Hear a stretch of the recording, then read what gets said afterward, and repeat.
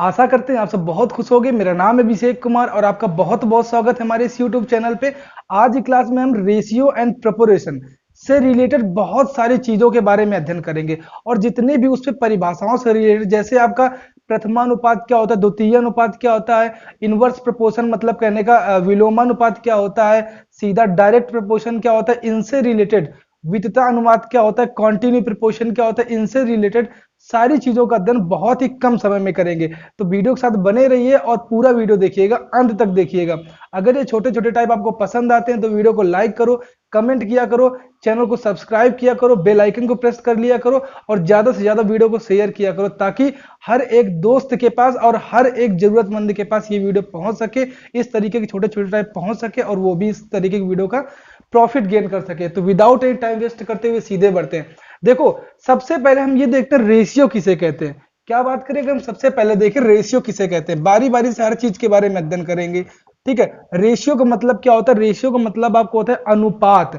अनुपात का मतलब ये होता है कि ऐसी संख्याएं जिनमें आपस, रेशियो का मतलब सिंपल सा एक ऐसा संबंध होता है। किसका होता है? ये एक संबंध होता है, ये एक रिलेशन होता है। अगर हिंदी लैंग्वेज से बहुत ही साफ सुथरी लैंग्वेज में बात करें तो रेशियो क्या होता है? रेशियो एक ऐसा रिलेशन होता है जो दो संख्याओं, दो या दो से अधिक संख्याओं या पदों के बीच में एक ऐसा संबंध व्यक्त करता है जिससे एक के बदलने कम ज्यादा करने पर दूसरे पर फर्क पड़े, दूसरे पर बदलाव आपको क्या कहलाता है? रेशियो। जैसे हमारी दो संख्याएं अगर हम लेट कर लें, एक लेट कर लें ए और दूसरी लेट कर लें बी, अगर इसके अनुपात के बारे में बात करें तो सिंपल से इसका अनुपात क्या हो जाएगा? ए इज टू बी हो जाएगा। क्या हो जाएगा? ए इज टू बी। ये आपका अनुपात का साइन हो गया। ठीक है, तो ये सिंपल सा आपका रेशियो की डिफिनेशन होती है। अब इससे रिलेटेड, रेशियो से रिलेटेड भी कई सारी डिफिनेशन है, उनके बारे में भी चर्चा करेंगे। लेकिन उससे पहले आप ये समझ लो, रेशियो के साथ साथ ही आपका समानुपात क्या कहला किसे कहते हैं। ये क्या होता है? आपका अनुपात। और अब क्या बात करेंगे? समानुपात। समानुपात को इंग्लिश में क्या बोलते हैं? प्रपोर्शन। ठीक है, प्रपोर्शन। प्रपोर्शन का मतलब क्या होता है? ए से दो। देखो, जैसे ये अनुपात है, इसी तरीके से आपके दो अनुपात ऐसे अनुपात होंगे जो आपस में इक्वल हो। अगर हम बात करें यहाँ पे, जैसे समानुपात के बारे में बात करें, ए इज टू बी बराबर सी इज टू डी। अगर दो अनुपात या दो अनुपातिक जोड़े आपस में बराबर है, देखो बीच में इक्वल का साइन लगा है ना, अगर बराबर है आपके तो वो क्या होंगे? वो आपके समानुपातिक होंगे। कैसे होंगे? समानुपात में होंगे। मतलब उन पे रिलेशन कैसा होगा? उन पे रिलेशन समानुपात का होगा। इसको कैसे हम डिनोट करते हैं? इसको कैसे हम लिखते हैं? इसको हम सिंपल से लिखते हैं ए इज टू बी। अब किसके समानुपात है? किसके समानुपात है? सी इज टू डी के। तो सिंपल सा समानुपात का ये चिन्ह होता है, डबल अनुपात जिसको बोलते हैं। ठीक है, इस तरीके से ये क्या आपका हो गया? ये आपका हो गया समानुपात, ये आपका हो गया अनुपात हो गया। ठीक है, इसी से बढ़ते हुए आगे एक और देख लीजिए, जिसको बोलते हैं आप हिंदी में वितता अनुपात। क्या बोलते हैं? वितता अनुपात। वितता अनुपात। वितता अनुपात को इंग्लिश में क्या बोलते हैं? Continue proportion. क्या बोलते हैं? Continue proportion. प्रपोर्शन। ठीक है, कॉन्टिन्यू प्रोपोर्शन।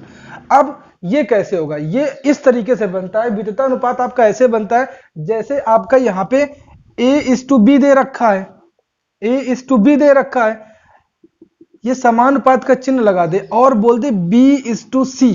मतलब कहने का, पहले अनुपात का दूसरा पद दूसरे अनुपात का पहला पद अगर बन जाए तो वो आपका किसमें हो जाता है? वो आपका कॉन्टिन्यू प्रोपोर्शन में हो जाता है। किसमें? कॉन्टिन्यू प्रोपोर्शन में हो जाता है। इसको अगर आप बराबर करोगे तो कैसे करोगे?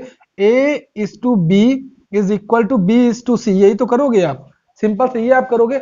अब अगर हम इन्हीं में, जैसे आपने कई बार देख रखा होगा कि प्रथम अनुपात किसे कहते हैं, द्वितीय अनुपात किसे कहते हैं, तृतीय अनुपात किसे कहते हैं, मध्य अनुपात किसे कहते हैं। इस तरीके से अगर बात करें तो अगर आपका अनुपात, समानुपात इस तरीके से दे रखा है, मतलब समानुपात इस तरीके से दे रखा है, तो उसको कैसे, उसमें जो आपको फर्स्ट टर्म होगा वो आपका क्या होगा? तो उसमें जो आपको फर्स्ट टर्म होगा प्रथमानुपात, जिसको आप हिंदी में बोलते हो, क्या? प्रथमानुपात आपका क्या हो जाएगा? अगर हम इसमें बात करें, सिंपल सा पहले ये देखो, इसके अकॉर्डिंग हमें क्या समझ में आ रहा है? ए अपॉन बी बराबर सी अपॉन डी, यही तो आपको समझ में आ रहा है। ठीक है, प्रथम पद आपका ए है, तो अगर ए की वैल्यू निकाले, सिंपल सा आपका क्या निकल के आ जाएगा? देखो, ये उधर मल्टीप्लाई होगा, डी का मल्टीप्लाई इधर होगा, तो क्या हो जाएगा? बी सी अपॉन डी हो जाएगी, नहीं हो जाएगा? सिंपल से ये आपकी ए की वैल्यू निकल के आ गई।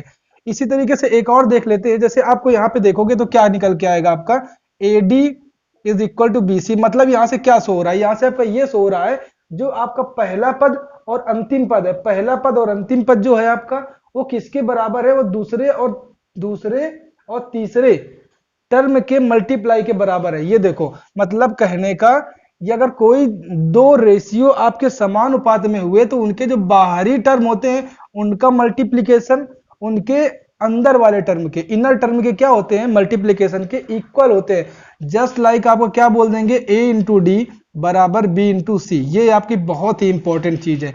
अब इसी से रिलेटेड अगर हमको फर्स्ट टर्म ये हो जाएगा आपका, सेकंड टर्म की बात करें, बी की बात करें तो सिंपल सा आप बी की बात करें तो बी आप निकाल दोगे। कैसे निकालोगे, AD अपॉन सी। अरे वही आपको क्या करना है, आपको जो है इक्वेशन आपको दे रखा है, इसी से सारी चीजें आपको निकाल लेनी है। जैसे आपको सी की बात कर दें, सी कैसे निकालोगे, तो सी कैसे निकालोगे, AD अपॉन बी आ जाएगा आपका। अगर यहाँ पे अगर डी की बात करें तो डी कैसे निकालोगे आप, BC अपॉन ए आ जाएगा।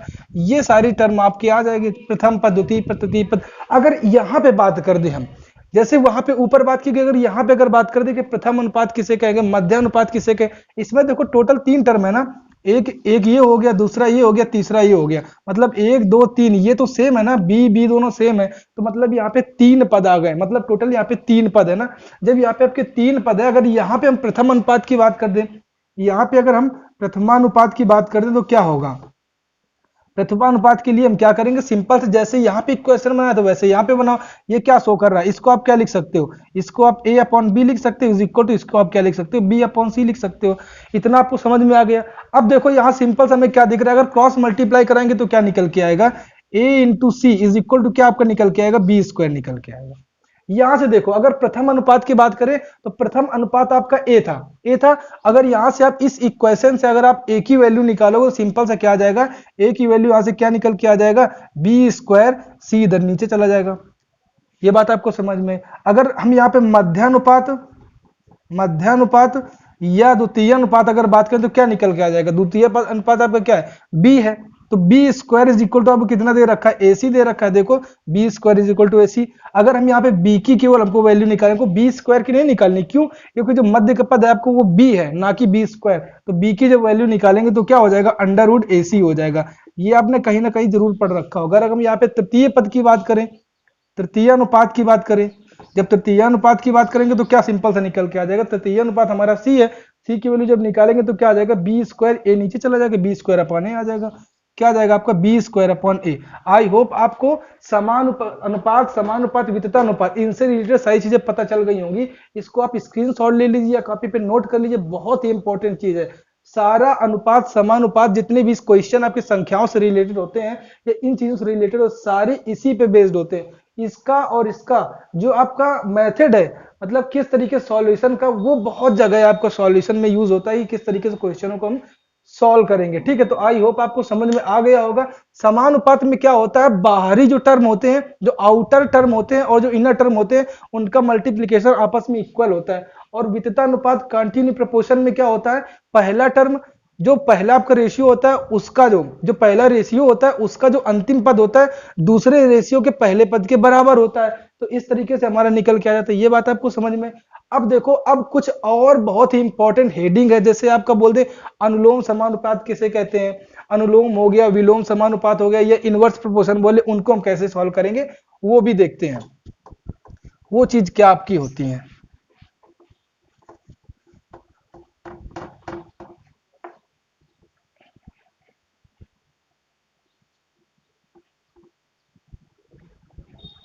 अब जैसे अगर हम पहले नंबर पे अगर बात करें, अनुलोम समानुपात किसे कहते हैं, किसकी बात करें, अनुलोम समानुपात, डायरेक्ट प्रपोर्शन इसको बोलते हैं।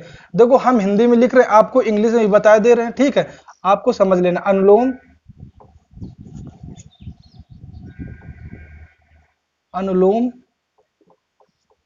समानुपात,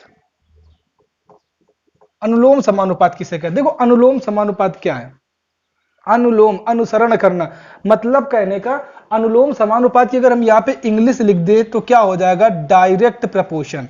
क्या हो जाएगा, डायरेक्ट प्रपोर्शन। अब डायरेक्ट प्रोपोर्शन तो आपको समझ में आ ही गया होगा। इसका मतलब क्या है, डायरेक्ट प्रोपोर्शन का मतलब एक दो, मतलब ऐसे पद या ऐसा रिलेशन या ऐसा रेशियो जिनके बीच आपस में सीधा संबंध हो। कैसा संबंध हो? सीधा संबंध। सीधा संबंध का मतलब ये कि अगर एक की वैल्यू, एक के प्राइसेस हम हाई करें तो दूसरे के ऑटोमेटिक हाई हो। मतलब एक को अगर बढ़ाए तो दूसरा भी बढ़े, अगर हम एक को लो करें, एक को कम करें, दूसरा भी आपस अपने आप कम हो जाए। ये हमारा क्या कहलाता है? डायरेक्ट प्रोपोर्शन, अनुलोम समानुपात कहलाता है। जैसे आपने पढ़ रखा होगा ए, इस तरीके से होगा कि a proportion b, a proportional to b. क्या मतलब ए प्रपोर्शनल टू बी? मतलब ए की वैल्यू बढ़ाओगे तो बी की भी बढ़ेगी, बी ए की घटाओगे तो बी की घटेगी। ठीक है, अब ये अनुलोम समानुपात आपको समझ में आ गया होगा। अब अगर हम यही से बात करें प्रतिलोम समानुपात, कैसे? प्रतिलोम समानुपात की बात करें तो प्रतिलोम समानुपात का मतलब क्या होता है? इसको इंग्लिश में क्या बोलते हैं? Inverse proportion. इनवर्स, ठीक है, इनवर्स प्रोपोर्शन बोलते हैं। अब मतलब ऐसे ऐसा अनुपात जिनके पदों में आपस में एक ऐसा संबंध हो कि एक को बढ़ाए तो दूसरा घटे, मतलब उल्टा संबंध हो, जस्ट अपोजिट। मतलब प्रतिलोम का मतलब अपोजिट संबंध हो। जैसे आपने पढ़ रखा होगा ए प्रपोर्शनल टू 1/b, मतलब कहने का ए को बढ़ाओगे तो बी की वैल्यू घटेगी, ए को बढ़ाओगे तो बी की वैल्यू घटेगी, ए को घटाओगे तो बी की वैल्यू बढ़ेगी। ये बात आपको समझ में? ये आपको हो गया प्रतिलोम समानुपात। क्या हो गया आपका? प्रतिलोम समानुपात। अगर हम बात करें मिश्रित अनुपात किसे कहते हैं? वेरी वेरी इंपॉर्टेंट ये आपका है, मिश्रित अनुपात, कंपाउंड रेशियो किसे कहते हैं? किसकी बात करें? मिश्रित अनुपात की। मिश्रित अनुपात की अगर बात करें, बहुत ही इंपॉर्टेंट है ये मिश्रित अनुपात। इंग्लिश में इसको क्या बोलते हैं? Compound ratio. क्या बोलते हैं? Compound ratio. कंपाउंड रेशियो बोलते हैं। देखो, अगर कई सारे आपको दे दिए जाए, कई सारे रेशियो दे दिए जाए, जैसे ए इज टू बी आपको दे दिया गया, सी इज टू डी आपको दे दिया गया, ई इज टू एफ दे दिया गया, डॉट डॉट, कई सारे अगर आपको रेशियो दे दिए जाए, और अगर मतलब कई सारे रेशियो के जोड़े आपको दे दिए जाए, और अगर आपको मिश्रित अनुपात पूछा जाए, मिश्रित अनुपात का मतलब कंपाउंड रेशियो आपसे अगर पूछा जाए, तो आप कैसे कर दोगे? सारे अनुपात जो होंगे उनके जो फर्स्ट टर्म होंगे, देखो इस अनुपात का ये फर्स्ट टर्म है, इसका ये आपका फर्स्ट टर्म है, इसका आपका ये फर्स्ट टर्म है, सारों करा दो मल्टीप्लाई। तो हम करा दें अगर a इंटू सी इंटू ई, अगर इनका मल्टीप्लाई कराने के बाद जो रेशियो निकाल रहे किसका, जो दूसरे दूसरे टर्म है उनका आपस में मल्टीप्लाई कराने के बाद में, मतलब इसका इसके साथ में, इसका इसके साथ में, फिर इसका इसके साथ में, इसका इसके साथ में, अगर मल्टीप्लाई करा दे तो क्या आ जाएगा? b into D into F. यही आपका क्या हो जाएगा? यही आपका हो जाएगा मिश्रित अनुपात, कंपाउंड रेशियो। आई होप आपको ये भी बहुत अच्छे ढंग से समझ में आ गया होगा। अब अगर हम यहाँ पे वर्गानुपात के बारे में बात करें, किसके बारे में? वर्गानुपात के बारे में बात करें, ध्यान समझो, केवल बताते जाएंगे, आपको समझ में आता जाएगा। अगर आपका एक रेशियो ये दे रखा है, अगर हम इसके वर्गानुपात के बारे में बात करें तो सिंपल सा हमारा हो जाएगा ए स्क्वायर रेशियो बी स्क्वायर, ये हमारा क्या हो जाएगा? वर्गानुपात हो जाएगा। इसका अगर हम घनानुपात के बारे में बात करें तो घनानुपात हमारा क्या हो जाएगा? ए क्यूब, घन निकाल दोगे, ये हमारा हो जाएगा। ठीक है, ये हमारा हो गया वर्गानुपात, ये हमारा हो गया घनानुपात। इसको इंग्लिश में बोलते हैं डुप्लीकेट रेशियो, इसको बोलते हैं ट्रिप्लीकेट रेशियो। ठीक है, अगर हम जस्ट इसका उल्टा अगर बोल दे अगर हमको यहाँ पे ये दे रखा हो ए स्क्वायर रेशियो बी स्क्वायर, अगर हम इसको बोलते कि इसका इसका हम अगर बोल दे कि हमको सब डुप्लीकेट रेशियो बताओ, सब डुप्लीकेट रेशियो का मतलब क्या होता है? सब डुप्लीकेट रेशियो का मतलब आपको सिंपल से क्या होता है? आधानुपात। आधानुपात का मतलब क्या होता है? अगर पावर 2 लगी हुई तो उसकी आधी कर दो, 1 हो जाएगी, तो इसका आप स्क्वायर रूट निकाल लोगे, वर्गमूल निकाल लोगे दोनों का, और आपस में रेशियो का साइन लगा दोगे, वही निकल आएगा। इसका जब आप वर्गमूल निकालोगे ए स्क्वायर का तो क्या निकल के आ जाएगा? ए, और बी स्क्वायर का निकालोगे तो क्या निकल के आ जाएगा? बी। ये आपका क्या मिल गया? आपका सब डुप्लीकेट रेशियो, मतलब कहने का सिंपल सा ये आपका आधानुपात मिल गया। अब सिंपल सा अगर हम बात करें, ये आपको दे रखा हो ए क्यूब रेशियो बी क्यूब, अगर ये आपको दे रखा हो और क्वेश्चन में पूछा जाए कि आपको सब ट्रिप्लीकेट रेशियो क्या होगा? सब ट्रिप्लीकेट रेशियो सिंपल सा मतलब क्या होता है? तिहाई अनुपात। क्या? तिहाई अनुपात। तो हम क्या कर देंगे? इनका हम क्या निकाल लेंगे? इनका हम क्या निकाल, क्यूब रूट निकाल लेंगे। क्या निकालोगे? Cube root. ए का क्यूब रूट निकालोगे, सिंपल से अगर ए क्यूब का अगर क्यूब रूट निकालेंगे तो क्या निकल के आ जाएगा? ए की पावर 3 की पावर 3, मतलब इंटू 3 से 3 कट गया, सिंपल से क्या बचा? आपका ए बचा। तो ए इज टू यहाँ पे क्या बचेगा? बी। तो ये हो जाएगा, ये आपको हो गया वर्गानुपात, घनानुपात, ये आपको क्या हो जाएगा? आपका आधानुपात, ये होगा तिहानुपात। मतलब ये आपका हो गया कैसा? ये आपका हो गया वर्गानुपात, समझ में आ गया। ये भी आपको समझ में, डुप्लीकेट रेशियो समझ में आ गया, ट्रिप्लीकेट रेशियो समझ में आ गया, सब डुप्लीकेट सब ट्रिप्लीकेट रेशियो आपको समझ में आ गया होगा। ठीक है, अब इन्हीं सारी चीजों से रिलेटेड कुछ क्वेश्चनों के बारे में अध्ययन करते हैं जो हाल ही एग्जाम में आपके पूछे गए हैं। और ऐसे एग्जाम में आपके क्वेश्चन जो पूछे जाते हैं ये सारे क्वेश्चन इन्हीं चीजों पे बेस्ड होते हैं। आई होप आपको रेशियो से रिलेटेड हर एक फैक्ट के बारे में चर्चा हमने यहाँ पे कर ली है और हर चीज आपको समझ में आ भी गई होगी। तो अब इनसे रिलेटेड क्वेश्चनों के बारे में देखते हैं कि क्वेश्चन हमारे क्या दे रखे हैं और उनको भी इन्हीं के थ्रू सॉल्व करने की कोशिश करते हैं। तब तक आप क्या कर लो, इन चीजों को नोट कर लो या फिर इसका आप स्क्रीन शॉट ले लो। ठीक है, तो बढ़ते हैं आगे। अब जैसे हमारा पहला क्वेश्चन बोला गया है 12, 15, 48 का चतुर्थ समानुपाती आपका क्या होगा। पहला क्वेश्चन क्या बोला गया आपका, 12, 15 और 48 का आपका चतुर्थ समानुपाती क्या होगा। तो चतुर्थ समानुपाती क्या होगा, हमने लेट कर लिया आपका यक्स हो गया। जब आपको चार चार पद दिए होते थे, चार दो रेशियो दिए होते थे, उसमें चार टर्म दिए होते थे, तो सिंपल सा चतुर्थ समानुपाती आप कैसे निकालते थे। आपको पता था कि अगर दो रेशियो इस तरीके से है A:B C:D, तो सिंपल सा क्या होता था, बाहरी टर्म जो होते थे उनका मल्टीप्लीकेशन इनर टर्म अंदर वाले मध्य पदों के गुणनफल के बराबर होता था। तो यहाँ पे क्या हो जाता था, इनका गुणनफल A इंटू डी बराबर किसके हो जाता था, B इंटू सी के हो जाता था। यहाँ पे भी वही हो जाएगा, 12 का मल्टीप्लाई यक्स में कराओगे इज इक्वल टू, यहाँ पे क्या हो जाएगा, अंदर वाले टर्म का मल्टीप्लाई अंदर वाले टर्म में कराओगे तो कितना हो जाएगा, 15, 48।